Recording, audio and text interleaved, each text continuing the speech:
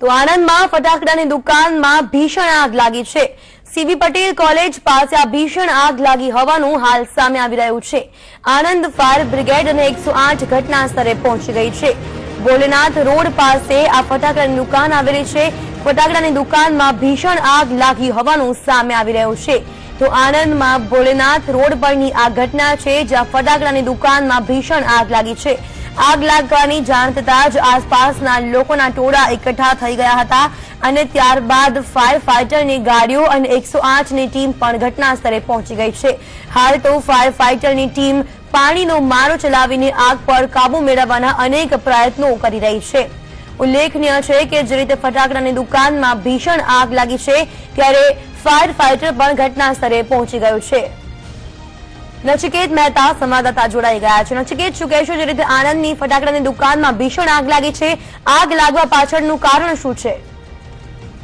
જી જીલ, આણંદ શહેરમાં આજે અત્યારે થોડા સમય પહેલા ભગતસિંહ ચોક પાસે આવેલી એક દારૂખાનાની ફટાકડાની દુકાનની અંદર ભીષણ આગ લાગવા પામી હતી, જેમાં આસપાસની રહેલી જે 3 થી 4 દુકાનોમાં આગ પ્રસરી ગઈ હતી। આ જે ઘટનાની જાણ આણંદ ફાયર બ્રિગેડને થતા તાત્કાલિક આણંદ ફાયરની 4 થી 5 ગાડીઓ મોકા પર પહોંચી હતી અને ઘટના સ્થળે પહોંચી અને આગને કાબુમાં લેવાની કોશિશ કરી હતી। તે દરમિયાન 108ની 2 એમ્બ્યુલન્સો પણ તાત્કાલિક ઘટના સ્થળે આવી ગઈ હતી।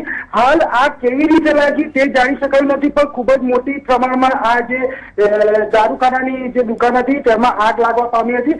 જોકે આ જે વિસ્તાર છે તે રહેણાંક વિસ્તાર છે, તેથી આગ કેવી રીતે લાગી, કયા સંજોગોમાં લાગી એ હજી જાણી શકાયું નથી, પણ આગને કાબુમાં કરવાનો આણંદ ફાયર બ્રિગેડ અત્યારે પ્રયાસ કરી રહી છે। અને હાલ જે રીતે જાણવા મળી રહ્યું છે સૂત્રો દ્વારા કે અંદર જે એક વ્યક્તિ હતો તે વ્યક્તિનું મોત થયું છે, પણ હજુ સૂત્રો દ્વારા આ જાણી શકાયું છે, કોઈ ઓફિશિયલ હજુ સુધી ઓથેન્ટિક જાણવા મળ્યું નથી। જી નચિકેત, આભાર માહિતી બદલ।